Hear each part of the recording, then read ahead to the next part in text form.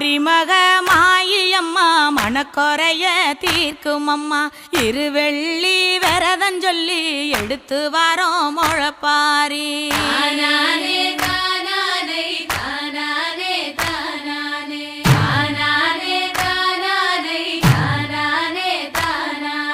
காத்து மட்டும் வந்து போகும் கட்ட பொம்மை கோட்டை போல வெயில் பட ஓல பின்னி விதைச்சு வச்சோம் முழப்பாரி